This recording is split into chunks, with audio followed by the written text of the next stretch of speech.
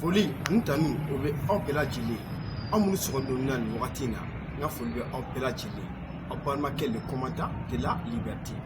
mais ala foka barkada alim krasmobiye kabira nen opela jili na okama ne ambia akina jigina président Morbo kuya fo arab la sedo konala ko quand les propriétaires deviennent des spectateurs c'est la fête des brigands jamanam kono le jamana don sigi ka shwen kelaw laje ka bien kelaw laje ka kojuku kelaw laje o jamana o titanye donc o jamana don re noy donc président Morbo ketani la 5 kanyeshi Mali jeunesse sirima kanyeshi Afrique jeunesse sirima kanyeshi ambela chelenema akilna jigina le 26 mars 91 mouvement na donc parmi les manifestants ayera ka fo ko jenu ne devantir ta ko na kosebe pour que kaseka na démocratie akina jigina le 5 avril mouvement temena no trawolo gouvernement faleni ka bube genga bonya mugala ayera ka fo ko jeune sire pour nyefe ko jeune sire pour devantir la akina jigina tuguni Centrafrique kele bam meno ne o kele kofe ne jamana dunye francais jeune sire kunga implication ka bo alana apela jili akina jigina Algérie problème fene fleni bi mu temena kosanina jeune sire wula ki jo ka bute filika genga bo fangala ona nyona chama de temena kosebe an re nyana o ba yira ka foko jeune joro ka bo jamana kola al enflé wakati na bi na yelen do ka foko français de anga problème bi ne Mali jeunesse fala nyon ka ko tika di nyoma bi shini pe ame français ke ka bo anga daga konala o kama bi le be bon mais la do ke comme temena comme na adigira en bela jirena ne en pe jorlen do akola ne jamana ka signé sigi an jamana ka souveraineté be anje akola no e CNJ renouvellement kera le 27 le 28 novembre de ce mois bibina abifoko le CNJ c'est le véritable problème de la jeunesse obefo mukama parce que CNJ kera fin doye femme instrumentalisera kaseka akina juguro takatu jeune kungolo la jeune konala o konala jeune tise ku uyere jamana jo konala jeune tise ku uyere ye maliko konala jeune tise ku uyere ye ame kelan kono jeune tise ku uyere ya konala parce que le CNJ est devenu une structure politisée aujourd'hui donc ame doit akona amafo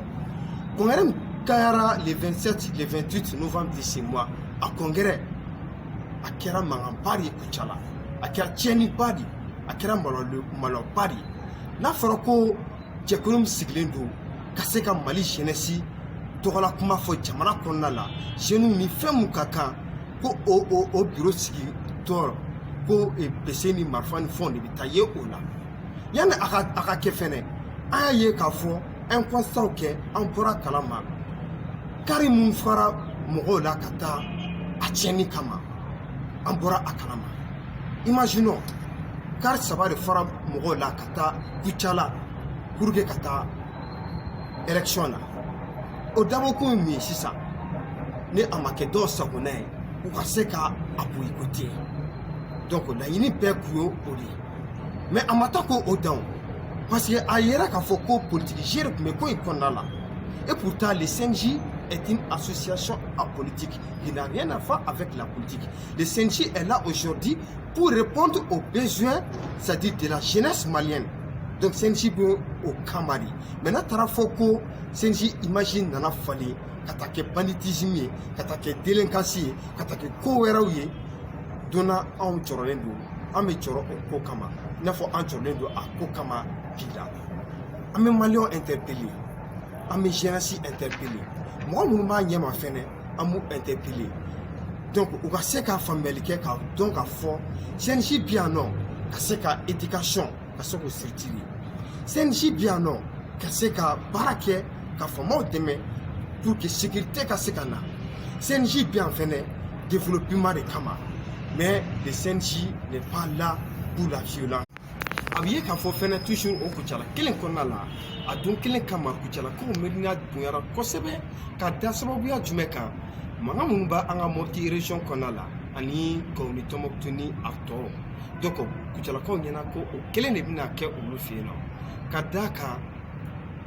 bese fili ani muguci ni gazi fili mun kun ka kɛ a caman na siran a caman na boli a kɔnɔna la mais halisa an bɛ yɔrɔ na bi caman sirannen don u ɲɛna ko a ko k'a ma da so la kosɛbɛ nin kɛra an ka jamana in de kɔnɔ yan nɔ ni an ka jɛkulu min sigilen don n'o bɛ ka jeunes ka hakɛ dafa bi jɛkulu min sigilen don jeunes kama ka se ka jeunes ka kalanko ani ka baarako ɲɛnabɔ o biro sigi ko la ko nin ko in de taara kɛ CNJ bɛ se ka mun kɛ bi CNJ bɛ se ka gouvernement dɛmɛ action caman na i n'a fɔ CNJ bɛ se ka gouvernement dɛmɛ ka yuruguyurugu kɛlɛ CNJ bɛ se ka gouvernement dɛmɛ lakanabaliya min b'an ka jamana kɔnɔ ka se ka dansiri o la mais bi bi in na an ta kɛra la maloya ko de parce que an y'a ye jamana wɛrɛw la jeunesse ye mun kɛ hali an yɛrɛ fɛ yan nɔ jeunesse ye mun kɛ n'i y'a bi bi in na liberté d'expression bɛ yen bi n'i y'a bi bi in na démocratie bɛ yen bi donc jeunes ka participation de fanga bonyara a la kosɛbɛ ka tɛmɛ fɛn bɛɛ kan bi donc o de to bamananw b'a fɔ cɛkɔrɔbaw b'a fɔ bi jamana in siniɲɛsigi ye denmisɛnninw de ye jamana in siniɲɛsigi ye jeunes de ye ni jeunes yɛrɛ labila an tɛ se ka bɔ dingɛ kɔnɔ fo ka diɲɛ wuli bi bi in na a laɲini don mɔgɔ caman fɛ bi faransi ko o de y'an ka problème ye ko an ka jɛ an ka faransi kɛ bi bi in na ni jeunes farala ɲɔgɔn kan ka politiki ko dabila ka coalition politiki ko bɔ u senkɔrɔ ka fara ɲɔgɔn kan kɛ kelen bi bi in na an bɛ faransi kɛ CNJ problème donc a yɛrɛ k'a fɔ fɛnɛ politiki ko kɛla de don c'est très profond parce que parti ba fila ka mɔgɔ de bi ɲɔgɔn na nin ko in na ne o de kelen don ka Mali jeunesse ta otage la bi o kɔnɔna la mais est ce que nin violence bɛna dan so la nin ko min kɛlen filɛ nin tantɔ nin bɛna k'a laban yan est ce que nin ko in gouvernement bɛna mun de kɛ nin ko in na donc an bɛ mun ɲini ɲɛmɔgɔw fɛnɛ fɛ donc u ka jeunes ka jɛkulu bɛ yen u kana politiki don a kɔnɔna la an bɛ mun fɔ jeunes fɛnɛ ye donc jeunes kana na jeunes ka jɛkulu tɔgɔ ta k'a kɛ politiki tɛmɛ sira ye parce que dɔw ka nafa de bɛ bɔ nin na ni dɔw ma nin kɛ u tɛ jama y'u bolo ni dɔw ma nin kɛ u tɛ jama sɔrɔ ka taa politiki ta ka don jeunes ka fɛn na pour que ils peuvent avoir plus de popularité parce que an bɛ mun fɔ an b'a fɔ olu mɔgɔw ma que ce sont des populistes olu tɛ jamana jɔyɔrɔ olu ye jamana cilaw de sinon bi bi in na donc an ka jateminɛ na an ye k'a fɔ gouvernement bɛ se ka fɛn caman kɛ ka se ka jeunes dɛmɛ pour que